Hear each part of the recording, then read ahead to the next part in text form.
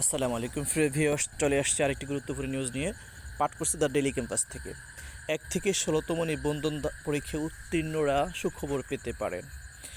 বেসরকারি শিক্ষক নিবন্ধন ও প্রত্যয়ন কর্তৃপক্ষের এনটিআরসি এর মাধ্যমে শিক্ষক নিবন্ধন সনদ পাওয়া 1 থেকে 12তম এবং 16তম নিবন্ধনে উত্তীর্ণ 35 ঊর্ধ্ব নিবন্ধনধারীদের জন্য বিশেষ গণবিজ্ঞপ্তি প্রকাশ করা হতে পারে। চলতি মাসে আপিল বিভাগ রিভিউ শুনানিতে 1 থেকে 12তম নিবন্ধনের পক্ষে রায় বহাল থাকলে এই গণবিজ্ঞপ্তি প্রকাশ করা হতে পারে বলে জানা গেছে। শিক্ষা মন্ত্রণালয় এবং এনটিআরসি এর একাধিক সূত্র জানিয়েছে, 1 থেকে 12তম নিবন্ধনধারীদের সনদের মেয়াদ আজীবন সংক্রান্ত একটি রায় রিভিউর জন্য আপিল বিভাগে রয়েছে। রিভিউ রায় 1 থেকে 12তম নিবন্ধনধারীদের পক্ষে টিকে গেলে সনদের মেয়াদ আজীবন হবে। একই সাথে নিবন্ধনে উত্তীর্ণ 35 ঊর্ধ্ব প্রার্থীরা গণবিজ্ঞপ্তিতে আবেদনের সুযোগ এবং নিয়োগ সুপারিশ পাবেন।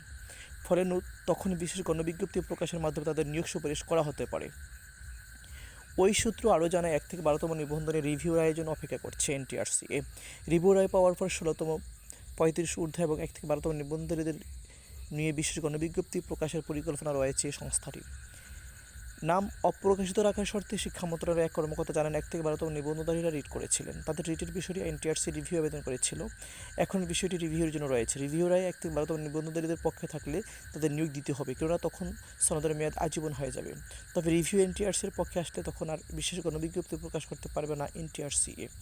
16তম শিক্ষক নিবন্ধনে উত্তীর্ণ 35 ঊর্ধ্বদের বিষয়ে আপনারা কোনো সিদ্ধান্ত নেবেন কিনা এমন প্রশ্নের জবাবে ওই কর্মকর্তা আরও বলেন, 35 ঊর্ধ্ব কিছু প্রার্থীর বিষয়ে শিক্ষা মন্ত্রণালয় এবং আইন মন্ত্রণালয়ের মতামত দিয়েছে।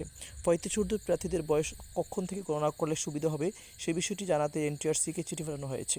তবে সেই চিঠির জবাব তারা পায়নি, এর জন্য বিষয়টি ঝুলে আছে। এই বিষয়ে জানতে এনটিআরসির চেয়ারম্যান মোহাম্মদ মফিজুর রহমান এবং সংস্থার সচিব এএমএম রিজওয়ানুল হককে একাধিকবার কল দেওয়া হলে তারা ফোনে রিসিভ করেননি। ধন্যবাদ ভিউয়ার্স। আবার আসবো কোনো একটি গুরুত্বপূর্ণ নিউজ নিয়ে। সে পর্যন্ত সাথেই থাকবেন। আসসালামু আলাইকুম।